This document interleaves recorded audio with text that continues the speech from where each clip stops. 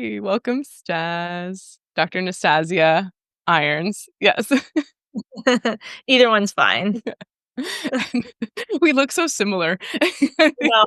I I know. think I think an ex of yours, like, thought I was you. There was, like, a drama. Do you remember?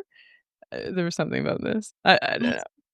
I don't remember, Yeah. but Dory from Finding Nemo, so yeah. But I think, yeah, there is that in this world. People have Yeah. told me that before too. Yeah. It's good. It's a And it common. feels like it's, like, on the same in the same neighborhood. Yeah, that's true. Yeah, you work, like, near High Park, right? Which is where I live kind of the opposite end of the park, but in the same area. Yeah. Wow. Yeah. So we're here. I wanted to talk to you guys, as I was just saying, for a while, because you've been posting a lot of really cool stuff on your Instagram, very inspiring about, I don't know what you would call it, like a fitness journey, kind of. Yeah.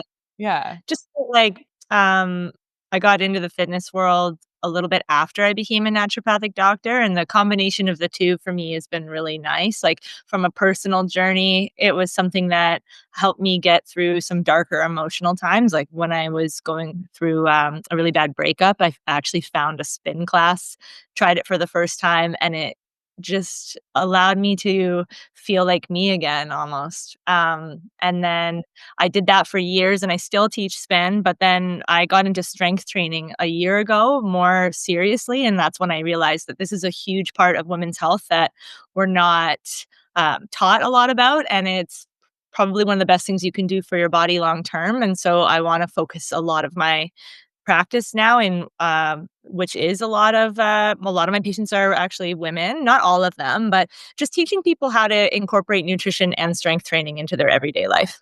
Yeah, this is so cool. It's such a big thing now. Like, I don't know what you would say, like, maybe in the sorry, it's dog growling.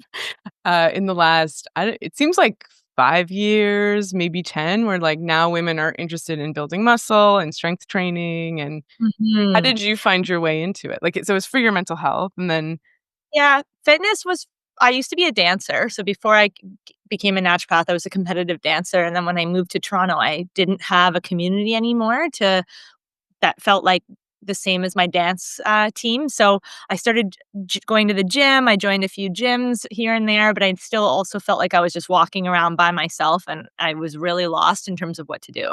So I stopped working out, and then when we became students at CCNM, I think that just took over my life, and I lost, like, that other side of me that I think was part of my life since I was a kid, and it wasn't until I became an ND that I decided to, explore fitness again, I think, because we finally had time. yeah. Um, but spin was one of those moments that it was life-changing for me from my first class till even now. I just taught a class this morning. Like, I had this moment in the room where I felt like myself or, like, part of my personality came back, and I it's like, when you go through a lot in life, you sometimes lose yourself a little bit in that, and when you're in a job where you give energy out to people all day, you again don't have a lot of time to hear your inner voice or really connect with who you are. For some reason in the spin room, I did. I had that moment where I was like, "Oh, this is missing in my life, and I feel better. So I wanna be able to do that for other people." And so I did that for years, but then last year I was noticing, okay, like, I'm in my late 30s now, so why is that not working for me? Like, my fitness seems like it's getting thrown off even though I'm doing so much, and I think I hear this story all the time from my patients where they're like, "I've been doing the same thing my whole life, but all of a sudden now it's not working." Mm. And so I started to really explore, okay, like, what's going on with our hormones? What's going on with our body composition as we age? And why is cardio not enough for people and, like, maintaining body composition? And that's when I looked into strength training and started incorporating it for myself as, like, an experiment to see, okay, if I do this, what happens? And then it started to work. I was feeling better, stronger, noticing that my muscles were growing. And then I realized, oh, I'm going to teach women how to do this. Yeah. And so that for a year now, I've been strength training a few times a week and learning how to teach others. And I might become a personal trainer too. I'm just trying to find time. That's cool. But That's good. Yeah. yeah. Because personal trainers are great people to refer to because, like, how did you maybe you can explain kind of your journey in getting into it? Because I feel like it's daunting for people to know where to start, how to Yeah. begin, like, what exercise do I do? How do I put a plan together? Like, For strength. specifically. Yeah. Yeah. I think that, obviously, nowadays, we have a lot of resources online. So, if you have internal motivation to get yourself to the gym, or if you have a gym in your condo or weights at home, you can start on your own. But I find that the biggest hurdle for people is just the day one. Like, when do you start? What does that look like? And if you walk into a gym and you feel kind of like you don't know what you're doing, it doesn't feel very fulfilling. And strength training is different than going in and doing a cardio class, because it might not feel like as sweaty or as intense, but the reality is what's happening in your body is really beneficial. So it's about the long game, and learning how to stay committed and keep yourself consistently going for about 6 months. Then you start to really feel different. But the best way to get started is to either get yourself set up with a personal trainer. So if you have money to pay someone to watch you work out and help you, a couple sessions at a local gym would be really helpful. If that's not in your budget, then I would say the next best thing to do would be, if you have a naturopath or someone you work with on your health team who could design a plan for you, they could design a plan that has, like, okay, let's start with 2 times a week, upper body and lower body, 4 workouts each time, and here's a link to a YouTube video on how you can do it. So I do that for people. Then you can actually in the visit go over, like, the workouts with them, make sure they understand. If that's still not in your budget, that's okay too. You can honestly just go online and, like, type in what you're looking for. There's a lot of apps that exist now that you can use to design your own plan, or you can pay for, like, a yearly membership, which is usually pretty affordable, to something like the Sweat app, or Marcus Philly has a bodybuilding app, and they go through whether you're a beginner, intermediate, or advanced. They'll design a plan for you, and then videos and everything to take you through it. So how to do it is actually getting easier and easier these days. Mhm. The getting yourself there and starting, I would say, has to come from within. So there has to be some desire to do it, and then it's all about whether you can get yourself there, or if you maybe set a plan with a friend or someone you do it with and go with them. That's another way I help, you know, get people to motivate themselves or stay motivated. Oftentimes I find, like, booking yourself in with a trainer or a class, or getting started by, like, putting it in your calendar and making yourself, like, Tuesday at 7 a.m., this is what I'm doing, and that it's like booking a class. Like, the morning of, if you canceled, you would have to pay $30. So maybe incentivize yourself somehow to, like, take $30 out of your bank account and put it somewhere else if you don't do the workout. I mean, I Yeah. don't know. You have to find little ways, but I think once you get started, then it's much easier to keep going. It's just about that, like, first couple weeks. Yeah, you find, like, the scheduling it in, like, I recently started doing that because I was doing a whole course on insulin resistance, and a huge part of that is, like, strength training, and I was like, Mm. "I don't" I'm, like, preaching how to how to support your insulin levels. I'm like, "I don't think I do strength training twice a week." I randomly sprinkle it in. So I started Yeah. actually scheduling it, like, okay, Tuesdays, Thursdays, lift a kettlebell, like, Yeah, even even if you have unstructured. Yeah. weights at home. I have a lot of patients who just have their own dumbbells at home, and we just have to do a couple different workouts. That's getting started. And people are always like, "Oh, well, if I don't go to the gym and put an hour in, then I'm not gonna go." But honestly, 15 minutes is great. Like, Mhm. wherever you can start, and there's a lot of free videos on YouTube that you can use to just watch and learn. Mhm. And we can link them after if people want Yeah, some that's a good ideas. idea. Yeah, Mhm. yeah, Yeah, and yeah. I think that, we'll talk about this later, but, like, with strength training, there's a lot of options. Even if you only have, like, a couple dumbbells, you can do more than, just use heavy weights. You can use, like, slower movements to help gain muscle, for example, and, like, do a couple tricks so that you're slowly building muscle, and not staying the same, even from what you have access to at home. Yeah, that's a good point. There's somebody I follow, I'm thinking of, who taught me a lot just from kind of following her. She's just an Instagram influencer built by Mhm. Becky. Oh, cool. Yeah, Mhm. have you heard of her? Yeah, so she one of the things I learned from her is just, like, how long it takes to Mhm. for the body recomposition. Like, she's like, "I've been doing this consistently for 4 years," so we think like, we've been kind of coached or taught to think that it's, like, 10 weeks or 2 weeks or lose Yeah. 10 pounds in half a day or Nice. Honestly, I think that's my biggest problem with, like, some fitness influencers online right now. They're selling products like, "Here's my 8-week total body shred program." Mm, Okay, if you look at my Instagram, you can see from a year ago, I started this journey and I said on it, I was like, okay, it was like July 8th. So I'm coming up on almost a year. And I told everybody I'm going to do this like 10K a day walk, 10K steps a day walk. I'm going to do strength training.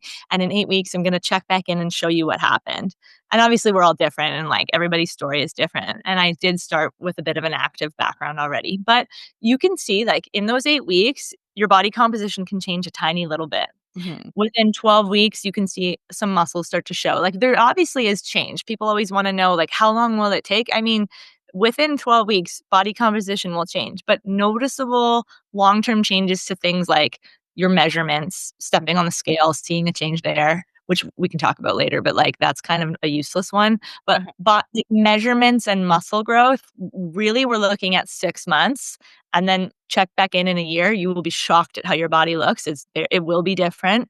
I suggest that people, it take a picture of, like, mm, one picture of their in their underwear, keep it for themselves, but do it every 4 weeks. mm, If that triggers you, maybe only once every 4 months, like every quarter, but mhm, it should help you see that maybe what you feel on the inside is that you're not changing at all, or the scale is going up, or like all these things that people are afraid of, like, or they're gonna get bulky. What you'll actually see is the what you see, first of all, in your own picture is probably better than what you think it's gonna be, even from that first one. And then as you go along, you'll see the change to your body more than in what, like, if I just asked you if you feel different, that's a harder thing. But when you look in the pictures, you'll start to see the definition and the muscle growth, and it's pretty amazing. yeah, that's cool, and to, like, think of it as, like, a long game, like, this is Long game. be, Yeah. like, a Like, year. every year, if you stay consistent and it seems like so much when you're just starting, I get that. It's like looking up at a mountain and thinking, "Oh my god, I have to hike that whole thing." Hmm, But one day you get to the top and you're like, "Okay, I did that." Right? And then if you look back, it doesn't feel that long. So yeah. it's just getting started. Yeah, it's like 4 years goes by anyway, so you might as well look Doesn't shredded at the end of it. Yeah. And then honestly, like, the benefits are incredible. Mhm, So it's worth it even if you're doing it for a purely just look changing the way you look, that's one thing, but the benefits to gaining more muscle on your body go way beyond how you look. mhm. Yeah, and Mhm. we'll talk about that too, but I also wanna say just to acknowledge what you said before about you can do kind of slower, more intentional movements, not necessarily using, like, huge weights, and that's another thing I learned from the Built by Becky, like, her whole Mhm. style was just to do, like, pulsing, like, very intentional, very slow, very mindful, um, movement using, like, dumbbells basically at home, and that was Yeah, the whole plan. So, yeah, that's a good point that it doesn't have to be, like, huge barbells where you're squatting, like, your body weight or more, you yeah. know? Mhm. Like, definitely, if the weights are heavy, you're gonna see more change, especially as you get into, like, perimenopause, when your estrogen levels start to change a little bit, we have less of that tissue response to build muscle, that anabolic response, so you are gonna get, more results the heavier you can lift. But that's not necessarily, like, humongous, barbells. It's just that the 2 ways to stimulate muscle that are really gonna help you are, 1, time under tension, so what we talked about, like, going a lot slower and with the purposeful, movement, focusing on your form. So, for example, if it's like a bench press or something and you're pushing the dumbbells out, you're gonna push out for 1, and then you're gonna pull in for 3 long seconds, and so that time that your muscles are under all that tension is longer than if it was just like 1, 1, 1, 1, and that's gonna build muscle. So you can a lot of times when you do it slower, the weight feels way heavier, so it's okay to use lighter weights. And then you also wanna use progressive overload technique. So over time, those weights are gonna feel a little easier, and you should be stimulating the muscle a little more by going up a couple pounds, go up a couple pounds. It doesn't have to be huge jumps, but if you're training properly and eating enough protein, your body should be feeling like it can handle a little more, and that progressive overload is gonna get you bigger muscles too. That's good, that's really good tips. Mhm. Yeah. So, yeah, the longer it's not about, Mhm. like, maybe as many reps as, like, if you Exactly. yeah. And then, yeah, like, slowly adding more weight, which if you're just starting, you could maybe start with body weight or resistance bands and work your way up. Yeah. And the other thing too is that, what feels like a 9 out of 10 when you're just starting is gonna be different than 1 year in. Mhm. And one thing I think, especially women, what holds us back a lot is our feeling of confidence when we go to the gym or when we're gonna lift a weight. It's like, "Ooh, I don't think I can do that. I'm gonna use 10." I see women all the time, they'll choose 10 for themselves, but by the time they've worked with me once, they'll take 30s when they're doing a chest press because you actually can lift a lot more than you think. It's your head that keeps you back. So your true 9 out of 10 feeling means like we talk about this in the gym a lot. It's like 9 RPE. So what does that mean? It means that you probably could do 1 or 2 more, probably only 1 if I asked you to, but you couldn't do 3. So if you can still do more reps and you're not getting to that 8 or 9 out of 10 and like you could do another 6, it's not heavy enough for you. Uh-huh. Yeah. Mhm. So you're like, you should be able to kind of like really, I guess, Yeah. with good form, get one more in. Yeah. Yeah. Mhm. Yeah, so keep your form good, right? Because if you have to totally change your form to try to get that rep in, probably it's too heavy. But if you can keep good form and do 3 more, then maybe you can go up in your weights a bit. So Mhm. that feeling of a little bit of a struggle when you're getting that last couple set reps should be there Mm. for if we're looking at true strength training. That's, I think, like, the beauty of having a trainer is having somebody kind of, like, helping you get out of your head and, like, "No, I know you can do it, like, let's give me one more," and then that extra rep is probably making a huge difference in progress and, like, Yeesh. And yeah. that's the thing you learn. So when I started the journey last year in June, July, I was doing it on my own using an app and just going to the gym and trying it. And that was fun. It felt really like empowering. Mhm. And I was getting stronger. But then I started working with a trainer a little at a gym called Strong. His name is Callum. He's amazing. And he was like, pick a heavier weight, Staz. And every time he made me go heavier and heavier. And I thought like, is this what it's supposed to feel like? Was trembling. I thought I was gonna throw up a little, but, like, he's just calmly, like, pushing me beyond where I would normally keep myself, and then I got stronger way faster. I learned to have confidence in my own ability at the gym, and I learned what a true 9 out of 10 is, so now I can push myself on my own to that limit. You still will always work out a little harder with a trainer, but that experience having someone just look at you and help you do a little more, give you the right confidence and form recommendations at first is really valuable. Mm. That's a good, yeah, that's, I love that, like, "Oh, is this what it's supposed to feel like?" And then you're like, Yeah. "I'm basically gonna puke, but I don't." Okay, and then Yeah. then also, like, this part about, like, one thing I don't do at the gym enough, I think, is, like, resting between sets, I Yes. know? Yeah. Okay, another thing. This Mhm. is a really cool fact. Okay. So because typically women do a lot more cardio Mm. than men at first. Yeah. When you go to the gym and you start doing strength training, your cardiovascular ability is usually pretty high. So when you're lifting weights and they're not maybe as heavy yet, you might feel like you don't really need to take breaks. Like, when you see people at the gym and they're like, and like they're kind of making weird noises and they're taking time and a minute goes by and then they go back. I always used to think to myself, that's taking so much longer. Why don't you just push the reps out? Like, let's go, get in, get out. Phone, get on, get back That's on it, yeah. then I talked to my trainer about this, and he was like, I think women at first don't feel like they need the break because their cardio is better than their strength. Once your strength starts to get there and you're doing that split squat and you're like you do 8 and then you like I need the break in between. I almost feel like if not, I'm not going to feel well. Like you should be feeling a little bit like your heart rate's picking up enough that you actually need to take a minute to breathe. Mm, The other purpose is just allowing your muscles to refill with blood and get like rested enough so that you can push again and get a true 9 out of 10 experience again. So you're not just like failing at 5 right. because then your body just needs a little bit of time in between each one to recover to get the most out of the workout. Yeah, that Yeah. makes sense too, and I'm also just thinking too of the nervous system, like, when you're at that point where you're pushing so far beyond kind of like what feels like a limit, or I mean, you're really at your limit, I guess, like, you're Yeah. 9 out of 10. It takes some time to kinda, like, recalibrate that all, like, with your nerves even, you know? Yes. And, Yeah. like, normal to feel, like, a tiny bit dizzy, Uh-huh. like, pushing it really hard, and that's the goal.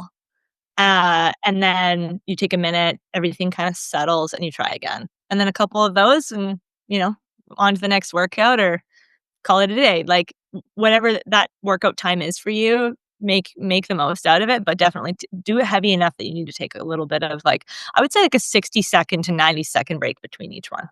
Yeah. So Mhm. all of this sounds unpleasant.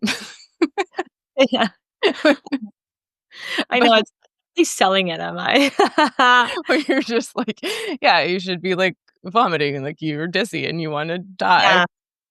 But and I guess, there's like, we can get into, like, the mental health benefits of even that repeatedly, like, entering into that experience where you're, like, pushing yourself into an uncomfortable place, but Mhm. then you're overcoming that, like, repeatedly, like, you're doing that multiple times in a workout, and then you're doing that a few times a week, and, like, you know, the effects on your mind and body of just being able to push yourself, feel uncomfortable, and survive it and get stronger from it.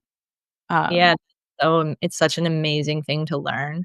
I feel like that probably was the reason for why I loved spin so much, and it got me through a lot of, let's say, like, challenging times in my life. One being, like, the grief I experienced right before finding the spin class, and then feeling like I could, yeah, push myself through the times that were challenging. I also experienced 5 years into my teaching spin journey and being an ND, I was riding my bike home one night, um, and I got hit by an Uber while I was riding my bike, and so I had a fully broken, femur inside the hip joint, so, like, broke my hip. Um, I had to spend time in the hospital. They obviously had to, like, put, like, um, titanium rods in my hip to hold it all back together. I was in a wheelchair for a while and had to learn kind of the basic things like walking again and, balancing. My legs turned into, like, spaghetti noodles, like, I lost all my muscle, and this was the day after I had auditioned for a really big spin job in Los Angeles. So my life would have taken a very big turn, and then it didn't. Um, and it seems kinda sad, but in that moment, I mean, I actually felt really loved because I could all my friends came to the hospital and, like, I really saw, this you have this feeling of feeling really loved and supported once you're going through something. But then as time goes on, you still feel alone again in that journey. It can get dark again because, you're still going through it, but maybe, like, the shock of what happened to you fades for everybody else around you. yeah, So it's totally. in tho yeah, those are the moments where your own self-resilience needs to come back up. So, a lot of times I explain this to people, like, it's like a feeling of darkness inside of you, or maybe there's, like, a little light, like a little tiny, like, flame from a match, whereas before maybe it was a big bright light, so you feel lost. You have to try to find that, and then it will grow inside you again. So, like, that light can become bigger. It's just about, you know, going through what you have to go through and then also finding resilience. So knowing that the light is there is a big thing. And I talk about this in a workout too. So like when you're having a moment where you want to give up or you find it very challenging, it's the same as when you're going through grief and you just kind of want to lay in bed all day. We've been there. It's very hard. There's times where you have to be okay with that and let it happen. And then there's moments where you're like, okay, I'm going to get out of bed now. I'm going to take some steps. I'm going to have a piece of bread. Hmm. And then that's like, in the gym, you make choices to continue to push even though you're uncomfortable. That's the same thing that you can take out into your real, like, life, and that's for me, like, the mental health strength that we gain through feeling uncomfortable in a workout. Yeah, thanks for sharing that. That's cool. Yeah. It's like that finding that flame. It's not completely out. It's just a Mhm. lot dimmer than it might have been before the accident or before the grief, whatever you're going through. And then you're trying to like, okay, what is it telling me to do? Is it, I just rest today and don't get out of bed? Or is that spark kind of asking me to push a little bit, whatever that means, you know? Mm. Yeah. Sometimes hard to hear. And then there's times like I went through a really bad breakup during COVID. This was after the accident, so like 6 months later, I actually had tried out for the spin studio again. I got the job after everything, and then everything shut down in the world and, like, it all got taken away from me again is what it felt like, and then I went through a big, like, huge breakup. There was a lot of infidelity and, like, emotional abuse. It was probably in the darkest place I've ever been in my entire life, and I was all alone, in Canada at the time, like, my family wasn't there. So I had no one to really help me through it, and so I had to my family would FaceTime me to try to get me out of bed to like walk to the kitchen and eat, but it was hard. I spent 2 or 3 weeks just in my bed under the covers. Like, it was a dark time. And I remember just feeling like you use what you can. So, like, the little FaceTime calls or, like, going for a walk maybe and trying to breathe, listening to podcasts to make me feel better, trying to read a book, like, little things, but, like, that flame was basically dead. And then one day I started going for a bit of a longer walk, which turned into, like, a little baby jog, and that turned into, like, a 2K run, and then it was a 5K run, and then all of a sudden I was running 13K in the winter and, like, feeling like myself again, and it was that feeling of, okay, like, wherever you're at in your life, if you can come back to maybe fitness or any kind of movement, then maybe that's the way to, like, bring that light back if you feel like you've lost it. So I feel like throughout the past decade, in different part times, that I've had, my journey with fitness has always helped me through. Mm. So that's what I wanna try to help people learn so that they can do that too. Yeah, that's beautiful. Mhm. Yeah. I mean, and it's, I think, really important because if we were, like, to pull up your Instagram right now, it's like, it's probably like you're at the gym, like, you're really fit, you're healthy, you're happy. It's like, "Oh, wow," like, Staz has something, like, one might think, like, Staz has something I don't have, like, that's a different person, it's a fit person. So Mhm. for someone who's looking at that, not just you, like, anyone who's kinda in the fitness world or the health world, somebody who's like, "I'm currently, like, can't get out of bed, and I don't even have the strength to, like, eat." It can, like, kind of disidentify or feel alienated from that, but to know that it's like you've been there, and maybe a background in fitness gave you that connection where you're like, "I know that this helps," or, "I know that this is part of my identity." Mhm. Um, but it is possible to, like, build up from, like starting over completely physically, but also mentally, emotionally, like, coming back from heartbreak, just being in, like, a total rock bottom, and, like, Yeah. building yourself up from there, you know? And So that's a I think that's a really important thing that you brought up, and I want people to know that. I just want people to know that I know what it's like to start over and to really bad place and to try again. And multiple times, it's been very hard, and I would say that, yeah, looking at my Instagram now, if you don't know that about me or when you come to a spin class and you don't know that, you might just think, "Ooh, that's an unattainable level of spin, like, I can't do that," or, "I can never get there," like, it's annoying that she's doing pull-ups, like, I'm here for this. right, right. Mute that account. But I just yeah, and it's okay if it's triggering because the fitness wellness world can be. But Mhm, I want people to know that wherever you're at in your journey, whether it's, like, you're considering strength training or you don't even know what that would look like for you, there is a space for you, and there's someone who can help you get there. And I would be one of those people. mhm, Mhm. totally, yeah, because it's like you know, I know what that's like, or, Mhm. yeah, Mhm. you've been there, and the bleakness of, like, I'm sure that in those moments when your family's like, "Okay, go get something to eat," you're not thinking about, like, a few years later when you're gonna be, like, yeah, doing pull-ups or something, like, you're just taking it one moment at a time, not even a day at a time, probably. Yeah, it was more like maybe if I could fill every hour, try to get through the hour, Mm, then maybe the next hour would feel better. There was a time back then that I would try to sleep in as late as I could so that the day wouldn't be long, and then I would go to bed as early as I could so that I wouldn't have to be awake for like, that was the worst time for me, so I'd probably try to wake up around lunchtime and go back to bed around 6, mm, and within that 6 hours, I'd go for a couple walks, cry to my family on the phone, and, like, mm, try really hard to eat something, but mostly couldn't. Like, it was bad. yeah, And so, but like anything in life, it doesn't last, even though it feels like it will, like, sometimes you can feel like whatever situation you're in right now is gonna be like that forever, but it doesn't last, and time does keep moving. So if you can learn to just, like, yeah, take one step in front of the other, whether it's going for a walk again or doing something that makes you feel good, um, that's always a way to get through stuff. Like, fitness, and it doesn't have to mean going to the gym and lifting weights. It can just be moving your body in a way that feels good. yeah, my thing Um, is, like, walking in the park, yeah, like, just yeah, go outside, yeah. I love that.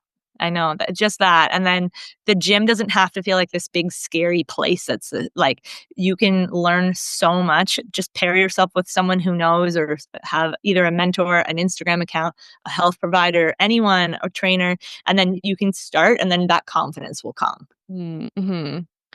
Yeah, it's also making me think too of like, coping mechanisms. Like we all have a variety of ways that we cope and that we can like in a dark place, you start kind of reaching for it. So it's like in your psyche, in your identity, you have fitness. And so there are probably people out there maybe listening who have not like don't identify at all with fitness. Like they've never really been athletic, they've never really gone to the gym, maybe they did like cardio machines or something. So in that case, it can be something like you're starting like a totally new thing, not Mhm. just kind of starting over, but this is like completely foreign thing that you're even contemplating. So, um, but I think the spirit is similar where it's like, okay, like then in that case, maybe it's helpful to reach out to a guide or someone that can introduce you to the world, you know? Or take a class where you know that, maybe like an instructor, if this is something you wanna try, like through ClassPass or something, or they can help motivate you and, like, you can become part of a family. So for me, it was like the community building of being at a spin studio or of something like that really helped me make friends as an adult and then love fitness again. And then from there, you can start to get more confidence to go to the other gyms. Yeah, So maybe it's that. That helped me. that's Yeah. actually yeah. That's cool. That's a cool thing about spin that there's like it's more than just a workout. It has like kind of a Mhm. spiritual, like mental health component. It's like a therapy session, like a motivational thing, you know? Yeah. And there's really cool research on that, which you're probably really already aware of, but the, like, different parts of your brain that light up when you're doing physical activity versus just talking. And where we store trauma is different parts of our brain, but definitely in the posterior section versus, like, the frontal lobe. And when we're just talking, the frontal lobe will light up, and we're definitely talking about, our experiences and our traumas. But then when you're actually activating the back of your brain Mhm. through working out, and then you're having maybe a positive message come in or you're processing some things. I think that's where you can start to target some deeper stored, thoughts, maybe memories, maybe, any kind of PTSD that they're the same thing that, like, there's research I think on, like, different types of, hallucinogens and the ways that that can activate your brain. Exercise has a similar effect. So in a spin room, you've got someone saying maybe some motivational things as you're struggling on the bike, but it's not just about that moment. Maybe it's helping you through other things that you have processed in your brain. Yeah, it's like rewiring stuff, and actually, yeah, that's a good point that I didn't really put together because you have EMDR, right? Where Mhm. you incorporate like very basic movements, just bilateral movements, like whether it's eye or you're tapping bilaterally. But if you're spinning or walking, like you're doing this bilateral kind of rhythmic thing that, yeah, you're Mhm. like liberating or like kind of Mhm. moving stuff from other regions of the brain to like allow it to be processed. And then your brain's rewiring because it's intense exercise and you have all this blood flow. And so it's like, yeah, you're putting your body in this different physiological state. You're also like activating your nervous system in a way that like you're comfortable in kind of that fight or flight space, you know? Yeah. You're kind And of that's mm, really a very important thing for especially the type of, like, world we're living in now, to mm, be able to notice when maybe your nervous system's coming up and you're feeling, like, a higher heightened feeling of stress, and being able to notice that and still, like, stay grounded in that experience. mm, mhm. Mhm. Yeah. Yeah, that's one thing definitely like higher intensity exercise or like strength-based exercise like can do it's like, yeah, you're comfortable like your nervous system expands to hold more of that stimulation and more of that stress and tension, and then it almost like lowers your baseline activation. Mhm. You're like, "Okay, yeah," like, I brought it up to a 9 out of 10, and now it's back to like a 3, whereas maybe I was living at a 6 all the time, you know? Yeah, totally. And, that's actually one really cool thing about saunas too. So Mm, you can incorporate heat after a workout, and for women, it's been shown to be really beneficial for, like, improving blood flow, increasing our stress tolerance, and increasing our temperature tolerance too, so helping with things like, dehydrating the muscle more and getting more results at the gym, but also reducing your experience of hot flashes if that happens to you as we get older, and your tolerability to hot environments. So like the summertime and not feeling as like heated, saunas help with that. I'm a huge sauna lover, especially Me if in Canada, it's kind of too. like, a necessity. I think everyone needs one. Like, I agree. I'm like, just need to save up some money and get yeah. myself yeah, a lot of gyms have saunas, so Mhm. that's a benefit. Yeah, we need more communal saunas and cold We do. plunges, maybe. Yeah, like, we need more of these spaces, I think, and so let's talk about some more of the benefits of, like, muscle building and, for somebody who's like, "I don't know, I don't wanna get." I hear this less and less, I think, but I've heard it in the last year, let's say, like, patients being like, "I don't wanna get bigger." Yeah. I wanna be smaller. And people are afraid that it's gonna cause them to, like, look bulky, that word. Um, Mhm. it's definitely something we have to coach people through because it's scary at first when you're coming to see someone for body composition goals. Like, let's say that the patients are like, "I wanna lose weight. What should I do?" And then I start talking about strength training, and then everybody's like, "Oh my god, is that gonna make me bigger?" Mm, So one, no. Two, muscle is called lean tissue for a reason. So it's definitely going to cause a change in your body size that will most likely look smaller, even though you're building muscle, because muscle is an expensive tissue to keep on your body. So it costs a lot of energy for your body to hold it there, which means the more muscle you have, the more calories you actually need to eat to stay that way. So it's kind of like if you want to talk about building your metabolism or increasing the fuel you're burning, more muscle equals more calories you can consume just be a human living on this earth and have a higher like metabolic rate. So more muscle equals more calories, more metabolic activity. Um, in addition to that, it helps with like your cholesterol levels, your blood sugar levels, blood flow to the brain, your mood. But from purely just building muscle and having that change your body, what's going to happen is you'll most likely, because you need to all of a sudden eat more calories to keep it there, your body starts to actually lose fat the more muscle you burn. So that's a way to actually change your body by still eating a lot, still loving your life, build more muscle, and then your metabolism comes up. So it's slower because you're not going to just be cutting and cutting and cutting, which by the way doesn't work. You just lose all your muscle. mm, mhm, Uh, by the same way that I explained, like if your muscle's expensive and you have to eat a lot to keep it there, if you're not eating enough, it's the first thing you lose. So if you're losing weight by not eating enough, you're actually losing muscle first, which you don't want because of all the things I said about like your insulin and your cholesterol and all those things that need muscles. You don't want to lose all that. So, anyways, building muscle will actually cause your body to one day like work more efficiently, a little bit slow, but that eventually tips over. You build, and then your body starts to shed the fat. So, as fat like comes off the muscle tissue around your body, then you actually look a lot leaner. And I always tell people who are afraid of looking like huge after a workout, like if you do a strength training workout, you'll see your muscles look bigger in the mirror after, right? Like your body has more veins, a little bit more like blood flow to everything. So if you look in the mirror right after that workout, that's the extent of how big you're going to get. Like your muscles fill, that's what they look like. Then a day later, all that's gone. And then you're still like, looking the exact same until your body starts to change. So there's no bulk effect. hmm. Yeah, like, it's pretty hard to get that, like, It's huge, like, that's ridiculous hard. not. You'd have to Yeah. probably take testosterone, Mhm, and you would have to so, like, bodybuilders will take creatine, but they'll take, like, 18 times the amount we recommend on a daily basis for people, and then they will, work out constantly, eat a lot, and then do things to change right at the end so that all their muscles show, but, we can only gain a couple pounds of muscle every year with consistent working out. mhm, So think of how long it would take to change. mhm. Yeah, that's actually a good frame, right? Where, like, Mhm. yeah, I heard that, like, 1 pound a month is, like, massive, like, that's, like, Yeah, really that would crazy be pretty gains. shocking. Yeah, okay, yeah, so 1 or 2 pounds a year, that I didn't even know that. I would say, like, 5 pounds a year would be pretty amazing if you could do that. Mhm. So, Yeah. yeah, and that's the thing too, so when your body at first, when you're working out and eating and, like, people are stepping on a scale, like, and they're not seeing it come down, there's a lot of changes going on in your body, though, even though you haven't seen a movement in the scale, like water retention, water fluxing in and out of the body. Your progesterone levels change throughout the month, which can affect, like, carbohydrate intake and how your body processes water again. And then also, over time, you might see the scale, like, go down a little, then come up a little as you're building muscle.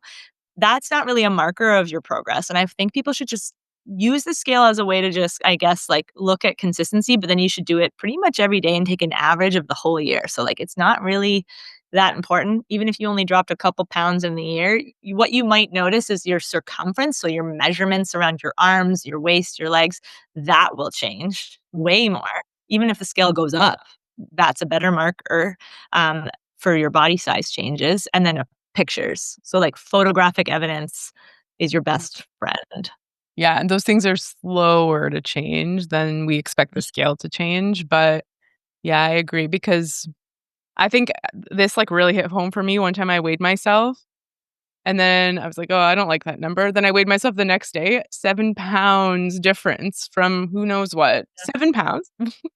I've had that after, like, a night of going out for, like, Vietnamese soup and Yeah. having kind of rice noodles, and then, I think I ate, like, an entire loaf of sourdough that weekend. Think of all the water you're bringing in. Yeah. And then I stepped on the scale and I was like, "What?" And 2 days it had changed again. Or I with Callum at the gym, we were doing my measurements and the scale kinda went down a little at first, then it went back up, and I was really mad 'cause it always gets to us. Yeah. Think, and Mhm. it's like we're human, but measurements had consistently dropped. So Mhm. it's just like if you use the scale and it stops you from reaching your goals because you feel like you're not meeting them, and it can be discouraging when in reality your body is actually changing a lot, and the scale is a really bad tool. Yeah.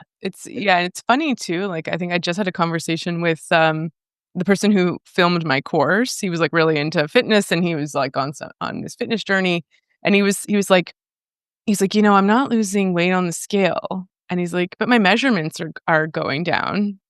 And Yeah. I just, like, paused to see if he would, like, but even in his brain, like, he just needed someone to be like, "Okay, no, it's fine, like, you're losing fat off you." Yeah. But, like, but we We just all need it. We all yeah. need it. I step on the scale all the time at work because there is one at my clinic and for measuring, like, people's height and weight, and I'll randomly be like, "You know what? I'm curious." It does not move ever, but I've been on this journey for now, I think, yeah, 8 months, 9 months. My body has changed a lot. The scale has barely budged. So, Mhm. I'll talk about that when I'm gonna do, like, a one-year post, and I'll show all the measurements just so people can get an idea of, like, in a year, body weight stays the same, but look at the changes. Mhm. There are some, but even if they're minuscule, it's still a very positive experience overall. I think Yeah. and learning how to lift weights is so important. And Yeah.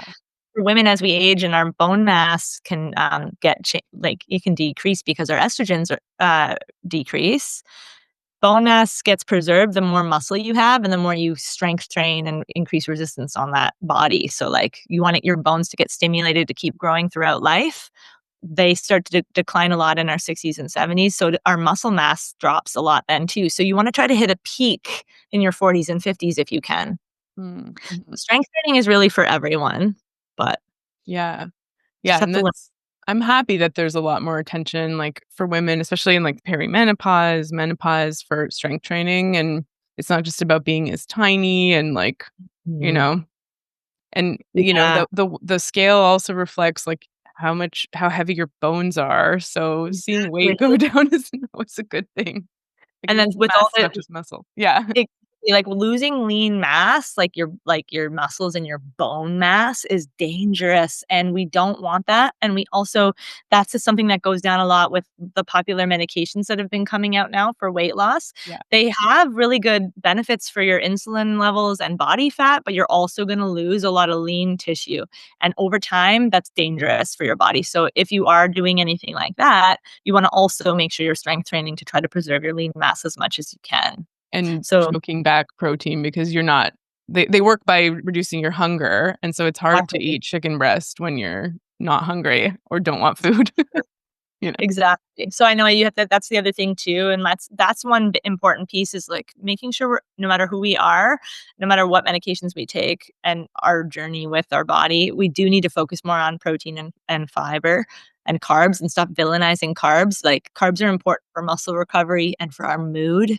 And as women, like, if we have a menstrual cycle, then our, lining of the uterus needs carbs to get nice and nourished every single month. So from, like, ovulation onwards, your body's gonna crave more carbs because progesterone's telling you to put more nutrients into your uterus. So you need it.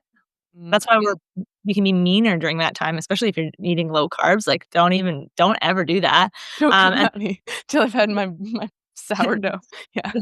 sourdough toast. But then also, yeah, protein is another, like, important target when you're strength training, and just making sure you're kinda getting close-ish to your body weight, and then you'll be Mhm. okay. Yeah, in, grams? Like Grams, yeah. yeah. So, like, if you weigh 150 pounds, then try to eat, like, 130 to 150 grams of protein every day, and use things if you're not that hungry, protein powders can help. Otherwise, just finding ways to add protein, like Greek yogurt is really good, um, lean meats can be really good, and then, I like egg whites, I add that sometimes to things, and I use protein powders, though, too, I have to, or else how do you eat I couldn't eat it all. Yeah, yeah. Like, I think yeah, it's interesting that it's become kind of controversial. It's gone both ways. It's gone like, as an ND, like, there's different, like, trends or things that we talk about, then everyone talks about them, and I like to think Mhm. that NDs kinda lead the charge on things, and but so it, like, starts off with, like, "Oh, people are not eating enough protein, and that's what you keep coaching patients to do," and now it's like everybody knows about protein, and now there's this whole marketing thing around protein where people are Yeah. like, "Okay, you want me to have protein pasta, so I'm gonna eat protein cereal and protein bread," and All of a then sudden it are yeah. gone. You can go to the Yeah. bath they're like, "I'm so constipated." Yeah, because you don't eat any fiber. So, yeah, it is about keeping a balance for sure, and trying to get your food from whole foods and get your protein from real sources first, Mhm. and then you can supplement, but like with anything. Yeah, and I think I just interviewed so in this topic of kind of insulin resistance and what we should be eating for that, and even the idea of carbs, like, one thing that I don't yeah, one thing I think maybe was missed so if anyone's listening to and listen to the conversation on, like, the low insulin lifestyle, where it's more about, like, having foods that don't spike insulin. When you're strength training, you do want there to be insulin because insulin is anabolic and it tells you to store fat, but it's also important for muscle synthesis. Yes. So, this idea of, like, there's different contexts in which we find ourselves with our health and that our nutrition supports. So, you know, there's you can kind of reduce your insulin resistance a number of ways. Like, you can do it purely through diet, you can do it through resistance training, adding more muscle, you can do it ideally with a combination of both of those things. Mhm. Mhm. So Yeah, and going too much to one extreme can then Mhm, obviously it's a butterfly effect, it then hurts your body in other ways, so you definitely, um that's a really good point. So we don't wanna have no insulin or no cortisol because obviously that's not we're not gonna feel like we can grow any muscle, and we won't have, a feeling of being alert throughout the day, right? So, like, there's times for these things to come up and times for the hormones to come back down, and for some people, it's that they're never coming back down or our body stops responding well to the signals that are there, and it's about just improving that. That is one thing that having more muscle on your body will help with. mhm, So that's something I tell my patients a lot, like, our insulin receptors are on muscle cells. The more cells you have, the more receptors that come to the surface and help us with that. So we definitely wanna mhm. keep that tissue alive.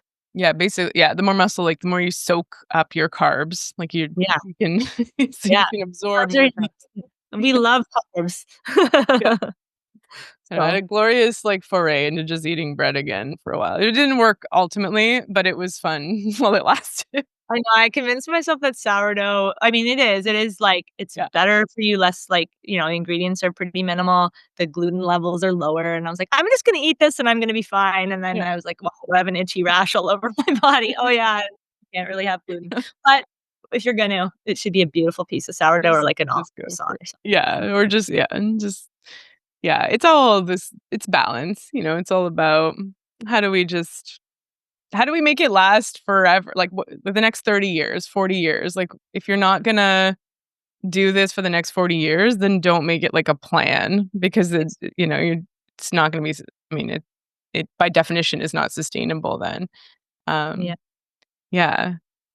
Yeah, like, what else about motivation? I mean, I'm thinking just about, like you mentioned having people to inspire you, having friends, having kind of that accountability, the family, like having Mhm. classes that you go to where and that I think that's huge actually. If I think of patients who have really gotten into strength training, they've joined gyms where it's like whether it's all female and there's this like community, people that check in, like, it's okay if you're not coming in, but just want to make sure you're okay. Like that's so powerful.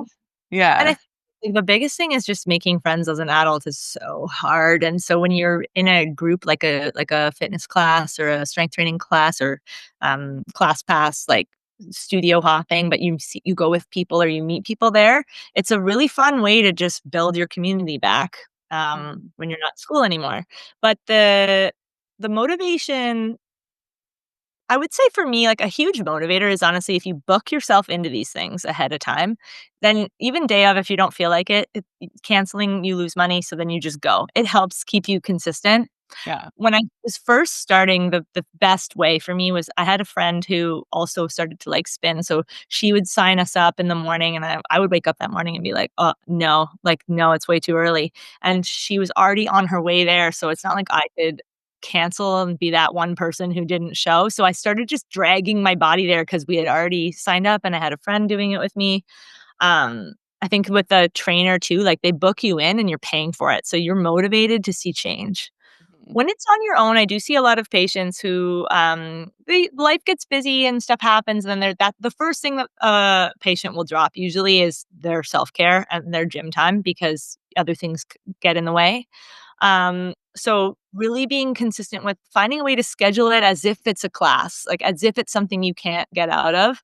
And I would say like sticking with that as much as you can. Mhm.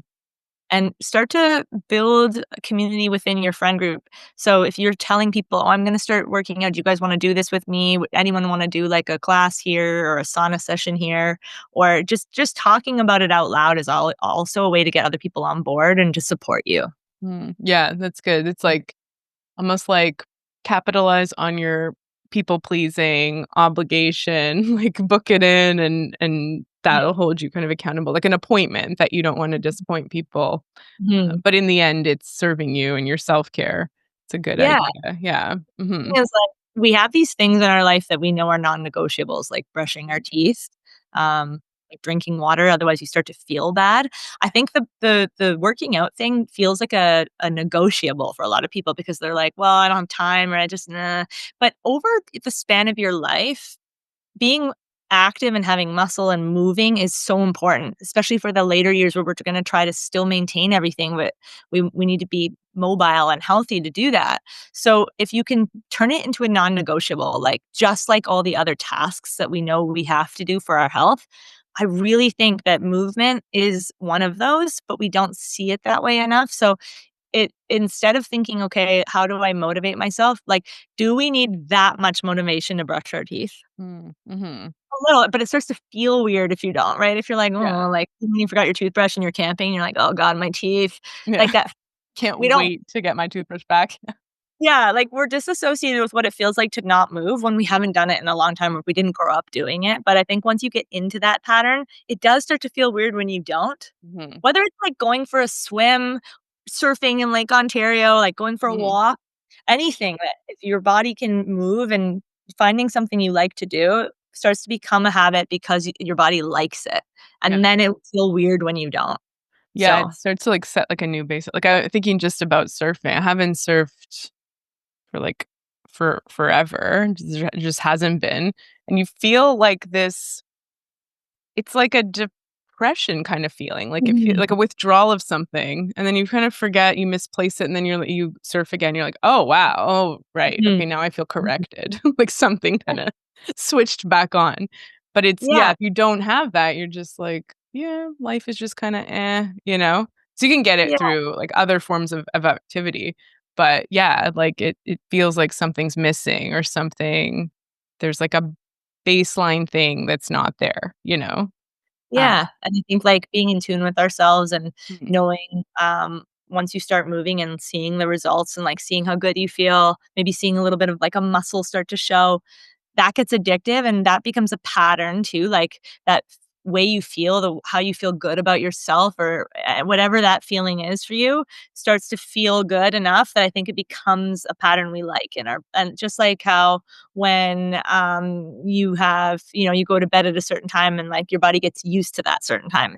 It's the same thing where if you stopped doing that or you went to bed really late for, like, a month, it would be hard to go to bed early. It's like we if we stop working out for like 5 years, it's hard to get back into it. But once you start, it starts to feel good again. It's like this self-perpetuating thing. So it's all about just starting, even if you really don't want to, and then allow yourself to like it again because it'll yeah, happen.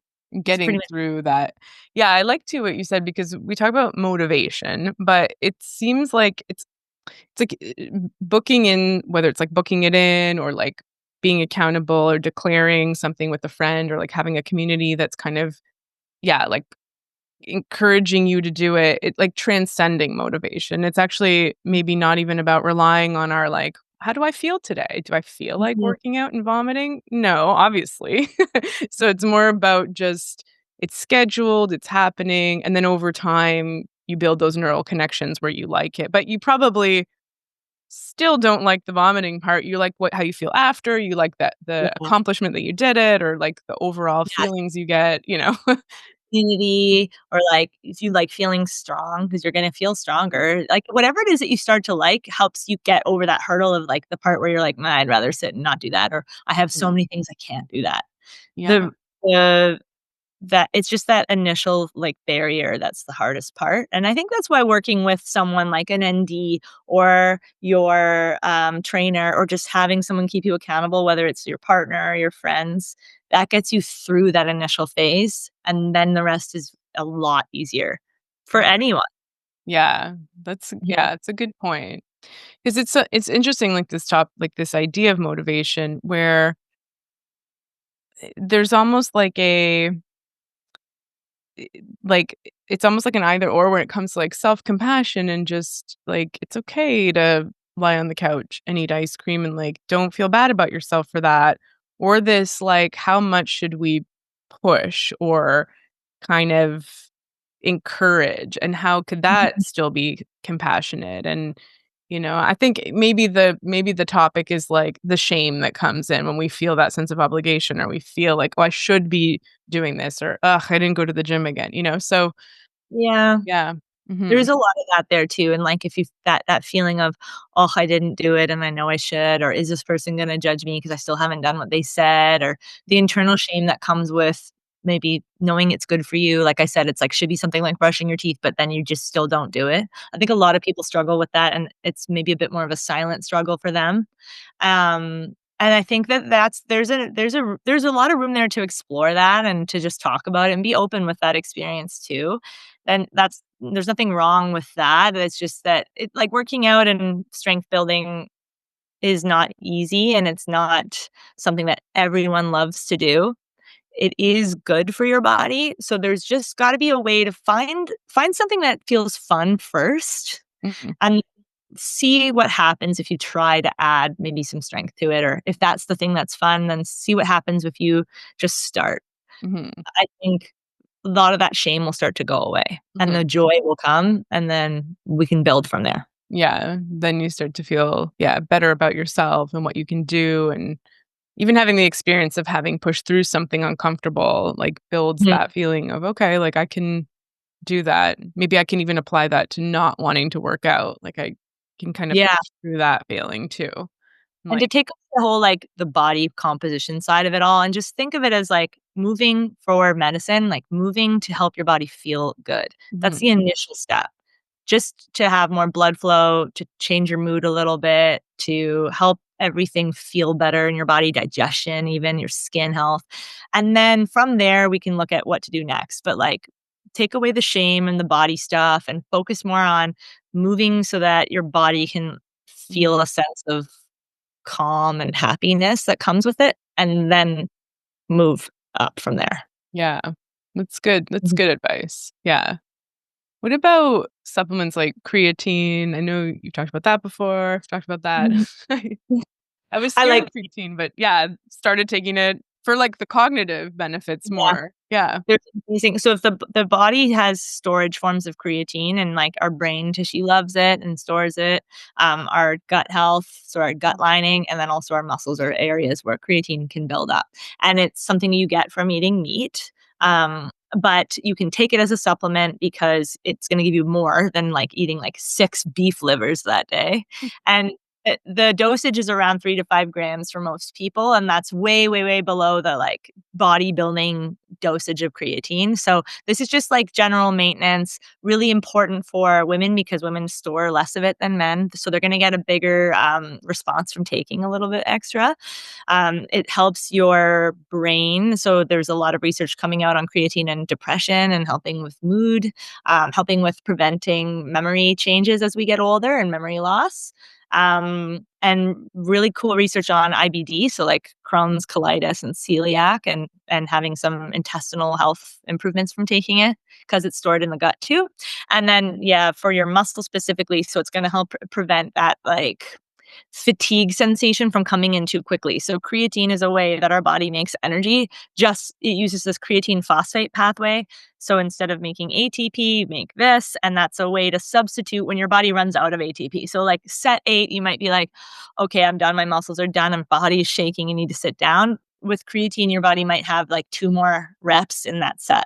And Mhm. then that means your muscles are going to get a bit stronger because you're able to push a little more and your sensation of exhaustion is a little less. Mm. So over time, you just recover better, you feel better. And then one other cool thing it does is it brings water into the muscle, which can actually cause the scale to go up a little. So you would see like weight gain traditionally on the scale, but it's not fat gain or anything like that. It's like muscles will look juicier in the mirror. So you'll have like a little bit more definition, which is really nice. Yeah, and it's hydrating to your muscles too. Hydrating. Yeah. Uh-huh. Can cause a little bit of, dehydration, though. I find some people get, like, dry lips and a headache at first. Usually within the first month, it's just a bit of, like, your body's taking more creatine in, and then it will get full, and so then you just have to maintain. So, you just have to get used to that first little bit, and obviously, like, because it gets broken down into creatinine, that marker in your blood work will look a little different, so your body might should be showing signs that the kidney's changing. It's not actual kidney damage or any problems there, it's just that you have a bit more creatinine breakdown in the tissues.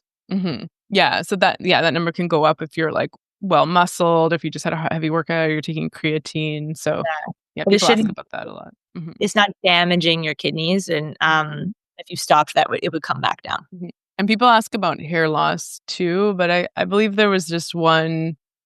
I don't even know if it was, like, a full study, but there was some connection with it and increasing Testosterone or testosterone. DHEA. Yeah. Yeah. I haven't really seen any research on it anymore, like, there's creatine's been studied so much in probably more than most supplements, actually, it has tons of research on it. I don't really think I think if you have a high, high sensitivity to androgens and you're experiencing hair loss from that, creatine theoretically could worsen it, but I don't think they ever seen that really in research, so I wouldn't be too worried about that. Mhm. Everybody is different though, so there are some people who just really don't tolerate, they'll take it, they don't feel good, and then they stop, but I would say that that is definitely, like, very much the minority. Mhm. Yeah, it happens, like, with any supplement that's, like, we're like, "Everyone should take this," like magnesium, like, there's handfuls of people throughout the years who are like, "Magnesium does this for me," or, "I got, like, a pain in my wrist from it," or whatever, and all of that, I guess, is possible, but, yeah, I think generally it's a safe supplement, like, it's, like, been Yes, proven over years that it's, well tolerated, and I did not know that about the gut health, like, the IBD connection, that's really cool. Yeah. really awesome. I think, like, it's been life-changing for a lot of people in Mhm. my community, and so I feel like it's worth a shot. Mhm. Talk to talk to your naturopath about it. Yeah, ask your naturopath, everyone. Book an appointment. Use your benefits up. Let's yeah. Here's yeah, and the thing with the I saw a study of it improving IQ in people age 65 and older, like seniors, essentially. So I bought some for my parents, and I'm like, take your creatine. Like, are you you have to load for a month? Like, take a scoop every day. Like, prevent Well, your I'm creatine too. I yeah have her on. I need to talk to my dad about that. yeah. And then My there's grandpa. another. I think it was a study that if you're sleep deprived, so not to necessarily encourage that, but if you take like even double or quadruple the dose, so like something like 10 to 20 grams, like a high dose of creatine after sleep deprivation, it like mitigates the cognitive dysfunction from being sleep deprived. I So did not. that's interesting. Yeah. So I was doing that when I needed to like function and I didn't feel rested or I didn't really feel like my brain was on. I just took a high dose of creatine and I think it helped. It's hard to say, but I didn't feel like dumb, So There's always I think, yeah. So it's like really cool because everyone's looking for like nootropic or like what can I take for brain health or cognitive health. So you just use your creatine that you already yeah, have. Yeah. I'd say try to go back to the basics, like what feeds your brain Mhm. before you start doing the herbs and everything You else, like all which the happens extra. a lot too, but Yeah. mhm. Very cool. Any other supplements that you tend to recommend for like muscle health or muscle building or this? Yeah. Yeah, well, obviously, protein and creatine are, like, big ones. I depending on the person, I would say maybe some fish oil and magnesium, can be helpful too for, like, inflammation and muscle recovery. But in, like, the strength world, then you have L-glutamine for muscle recovery and, electrolytes, again, same thing to replenish kind of what you're losing in your sweat, depending on how much you're working out and how many saunas you're taking. So just like maybe even salt and squeeze of lemon can be really good for people. Just get some salts back in. There's also a bit of research on beta alanine and helping with endurance and reducing that fatigue response, and a bit on L-carnitine as well. I don't do that as much, and obviously this is like patient specific because those can be harmful for some people and not for others. So the two biggest ones would probably be protein, creatine, and then electrolytes. Yeah. Those are good. 3. Yeah. Yeah. Those are good. Yeah. Electrolytes has become a big thing now. And I think like for this kind of like adrenal fatigue or that dip in the afternoon and just hydrating a little bit more completely. Like I'll Yeah. tell patients like, yeah, like when you're drinking tons of water and you feel like it's just draining through, like, You can actually dehydrate yourself from that, right? Because your Mm, body's, like, sodium system is then getting more depleted the more diluted it is. So mhm. then bring a bit back, then it can help you feel more alert and more hydrated. Yeah. Like, I know it on hikes, like, a couple years ago, I was doing a lot of, like, Bruce Trail hikes, and everybody in that kinda community was like, "Oh my gosh, Tally is always talking about bringing salt with you," and like, you drink your water and you're like, "Yeah, I guess that tastes okay," and then you drink your water with salt and you're like, "Oh, that's delicious." Yeah. Like, This your is yeah. body, like, craves it. Yeah. Yeah, just It's it tastes so much more it tastes smoother, it tastes more watery than water, you're like, "Oh, this is the best," like but then more if you're water. not dehydrated that and you try it, you're like, "Ugh, this is horrid." It's like salt water. Yeah. Yeah. Yeah, I know, it's a weird thing. I always tell people what their body's really craving is often a sign of something. So, Mhm. like, if you're like, "I really want chips," you're actually probably dehydrated because your body's wanting the salt, or Mhm. if you're eating chocolate, it's probably a magnesium thing, some Mhm. nutrients. I mean, it's also just chips and chocolate are delicious, but Yeah. that, like, intense craving is usually a sign. Yeah, that there's something specific that you're Mhm. looking for that you've learned over time that you can kinda get from that food. Yeah. Yeah, yeah. Mhm. And then what is, like, the regime that you would recommend people do or, like and obviously, I know it's individual, but, like, how many times a week, and what does that kind of look like for yeah. Well, I think, like, for strength training are we talking about that specifically? Yeah.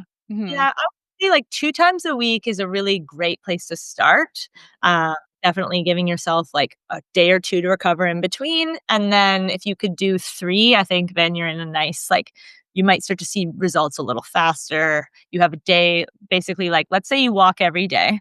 Mhm. The days between your strength, you're doing a little bit more walking, and then you have, like, Monday, Wednesday, Friday, or Tuesday, Thursday, Saturday, or something like that where you're pushing heavier weights, and then you give your body a nice day to recover, and then you do it again. That would be ideal.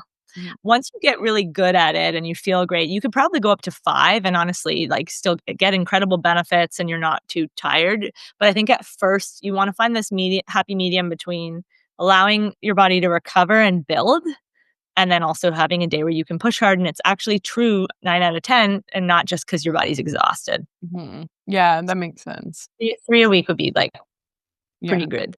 Like 3 to 4 is perfect. mhm. Yeah. You're starting at 0, uh, 1, 2. 2 would be a beautiful thing to do for the next couple months, and then maybe try to add. Mhm. Like, maybe, like, I think you said, like, 4 exercises a session to Yeah, start, yeah. you're So, doing like, yeah. you could if you're doing 2 a week, you could do, like, a whole body both times. Mhm. If you're doing 4 a week, you could do, like, 2 uppers, 2 lowers maybe, and but really what you wanna do is pick, like, a couple movements that are gonna use more of your body than, just, like, a bicep curl. So, like, something like pull-up, for example, which people don't love, Mm. but a pull-up is gonna use your core, it's gonna use your arms, your chest, and your back. So that's a lot of muscle groups. Or something like a split squat where your one leg's in front of the other and you're dipping down and coming back up uses more than just well, for one reason, you're doing it on both legs. You're getting more out of that workout, and you're using like a lot of key balancing muscles. You're using your pelvis, your glutes, your quads. So you're getting a lot from that movement. And if you're holding weights while you do it, you're also doing a lot for your upper body too. So it's like a compound movement, a deadlift. So that's where you take weights and you bring them down in front of you, and then you use your butt and you squeeze it and you bring it back up.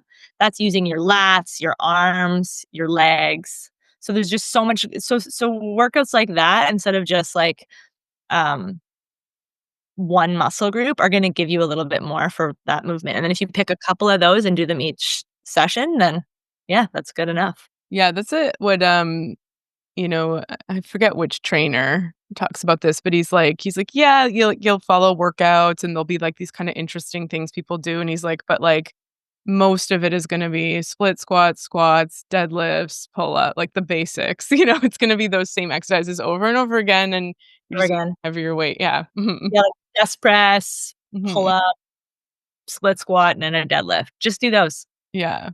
Yeah. That's great, yeah, 'cause sometimes, that's where I stumble sometimes where I'm like, "Ugh, what am I doing today? Like, am I doing" I wanna do Mhm. something interesting, and then yeah, but it's easier to just yeah, just go I back feel to kinda walk around and be like, "What should I do today? Hmm," mm, but then I started just following, okay, for these 4 weeks or 5 weeks, I'm gonna do this day and this day, and mhm, my partner always talks about this, but, like, weightlifting, like, the traditional just, like, showing up at the gym and doing your workouts is kinda boring because it's very similar. mhm, It's the consistency that makes the change in your body, and you don't need to always change it up. I mean, you obviously wanna increase the weights a little and you can do like every 4 to 5 weeks a slightly different movement to not create injuries, but it's very just consistently like pushing, pulling, use weights, hmm, do a yeah, little bit of cardio at the end and go home. yeah, like You know, lifting, it's pushing, not yeah, exciting, but it is for what it's doing in your body. yeah, and it's just yeah, it is just kind of those movements over and over and the same muscles and yeah, um, yeah, and then what else did I wanna ask you? Yeah. So a couple times a week, up to 4 times. Yeah, I mean, I think too, I noticed, like, when you're just starting out, you do a workout, and then you're sore for, like, a few days after, so it just makes sense to not do another workout the next day, but then you're saying, yeah, as you get better at it and as your body gets used to it, your recovery time is probably faster, and Faster, and you mhm, might feel like a little sore, like a little bit like, "Ooh, that muscle got worked," but you actually shouldn't feel like, and you roll around in bed and you're like, "Ow, ow, everything hurts, I can barely walk," like, yeah, that happened when you first get started because it's yeah, new.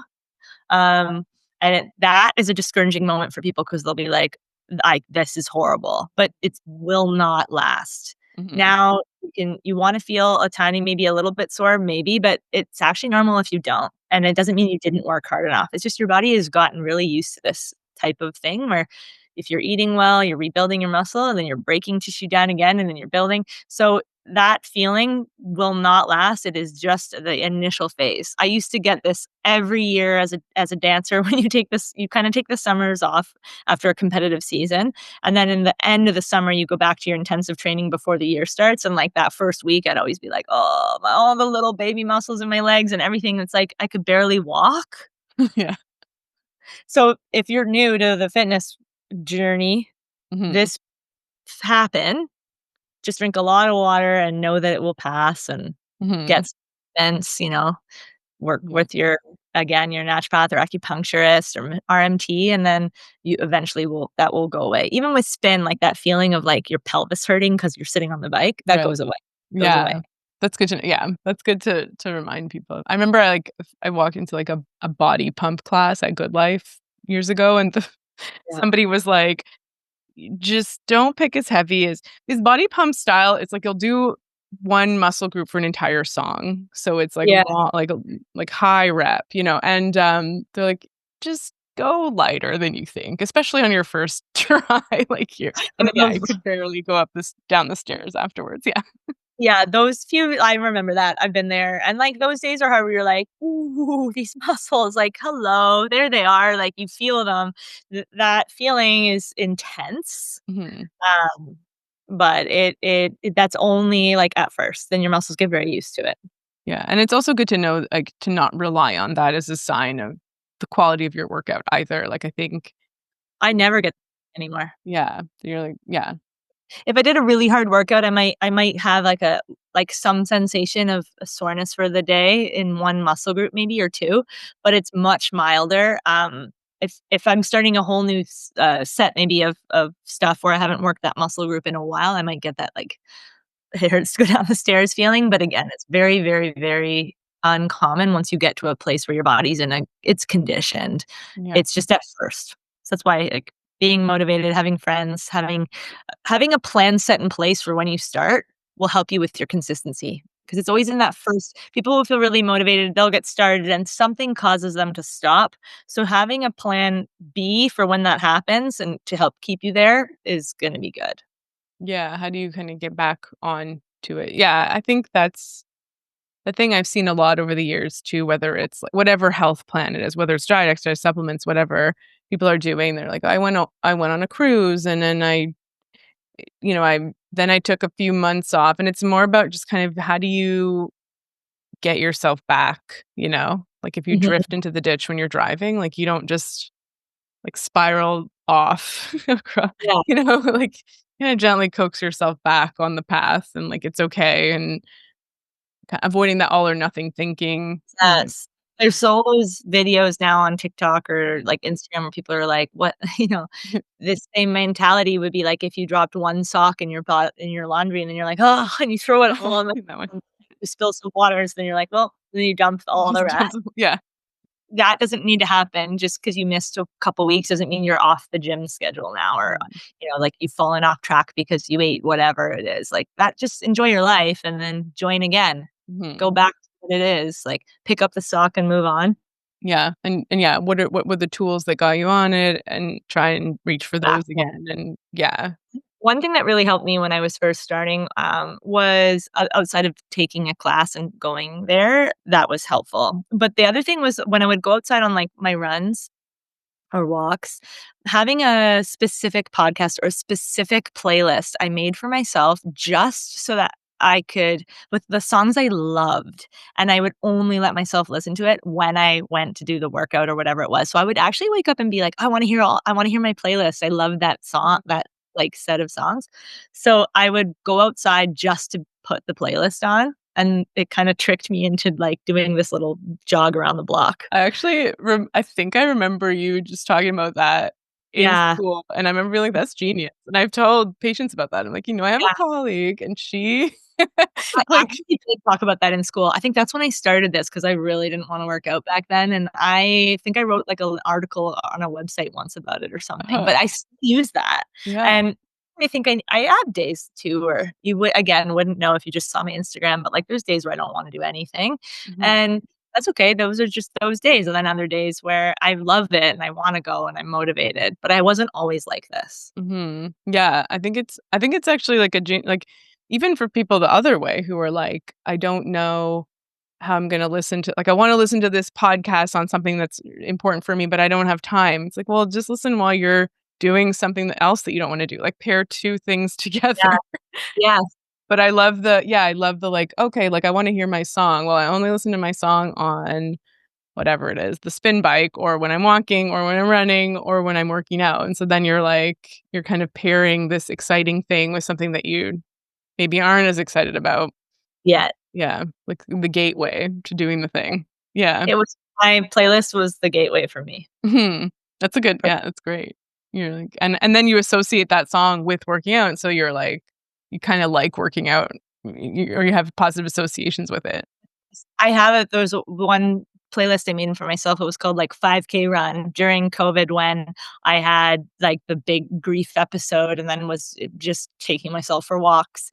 And I remember I'd get to the end of the like little jog or eventually like the 13K run or whatever. And I would get to that song. And it was like, I think I would start to yell it and scream it in the streets. And like, I just remember doing this and just feeling free and like my mood, I could feel my mood finally like waking up and that playlist is it's still here. There's so much power when you combine music with Mm. your mental health and the movement you're doing. Yeah, that's really great.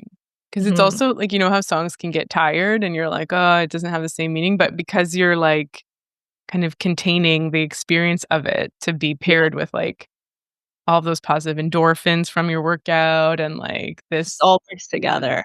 If I hear that song now, I remember there's 2 songs. There's Green Light by Lorde Mhm. and Pure Floor's All Saints. Like, if those 2 come on, it's the start of that run and the end, and and it's that feeling of like, "Oh, I'm gonna be okay."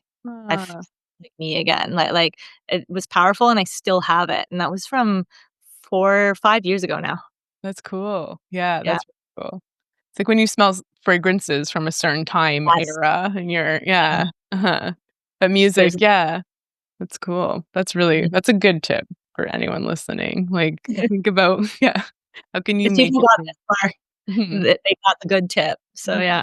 And all the way to the end, it was I remember Andrew Huberman saying something about how it will, like, lower the dopamine of so if you like working out and then you pair your workout with something else that you really like, it, like, can kind of lower the dopamine you get from the workout.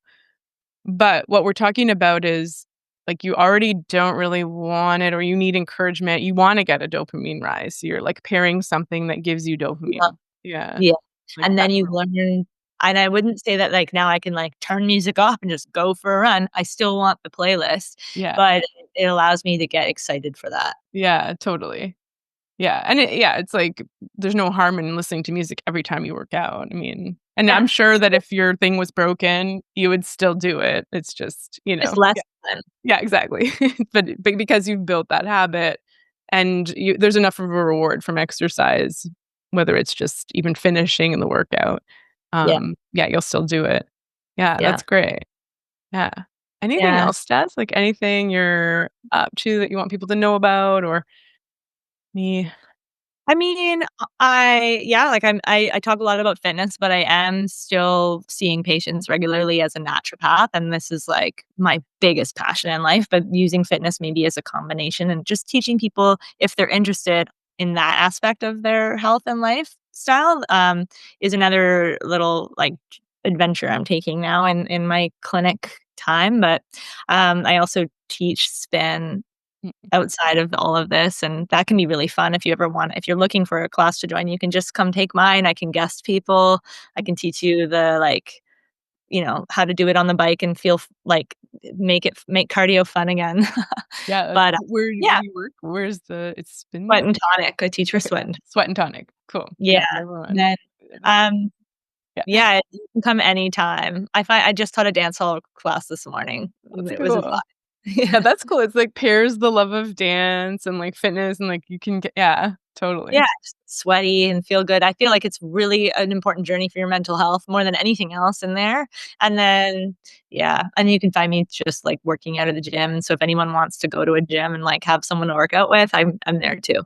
Cool, yeah, and then you're working at, And like, near the Alice Park Medical. Alice Yeah. Park So Medic In High Park, yeah, and I work there pretty much every day, and my patient population is really varied because it's a medical clinic that's integrated, so we work all together with chiros and, psychotherapists and, medical doctors, but probably, like, the patient population I see the most often will be people who have PCOS and or, like, some fertility goals, and then who are reaching, like, perimenopause, menopause, and they're wanting to learn about how to optimize their health.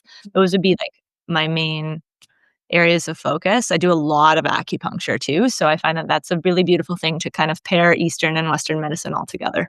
Yeah, that's cool. Yeah. Mhm, All right, mhm. everybody, check out Okay. Staz, see where she whether there's a spin class, naturopathic method, acupuncture session, or workout. And Yeah, that's like I guess I do a lot if I say it all out loud like yeah, that. that's good It's though.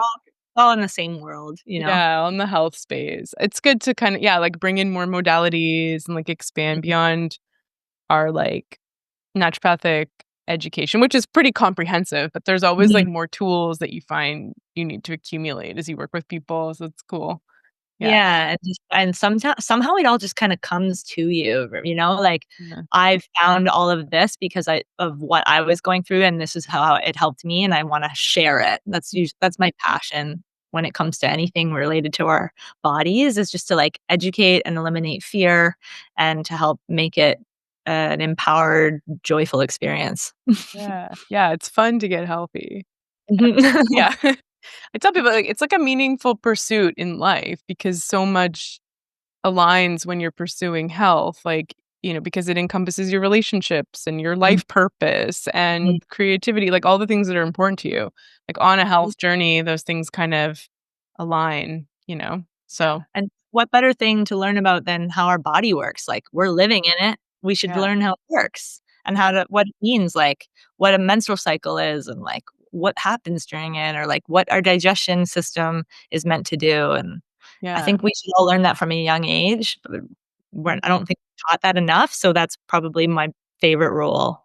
Mhm. Yeah. I love that. Yeah. It's so true. It's like, there's, yeah, something extremely empowering about just understanding your body from that kind of knowledge level, but, like, how you interpret that to interpret the signals of your body, what it's like to live in your body and, cravings like we were talking about, or that desire to work out, or even identifying that flame that you were talking about Mhm, too, like mhm. that burning flame of motivation or that spark, like, yeah. Yeah. Thanks, Dad. This is great. This was so fun. Thanks for inviting me. Yeah, thanks for taking the time and for talking to me, and we'll put links in where people can find you in the show notes, and yeah. Yay. Yeah. Yeah, if anyone has any questions, just reach out to me, and then we can talk about anything that you learned today. Yeah, if anyone has questions, let me know and we can send them to Staz or contact her directly. We'll put your Instagram and everything up too. Cool, thank you. Yeah, thanks, Staz. Bye, Talia.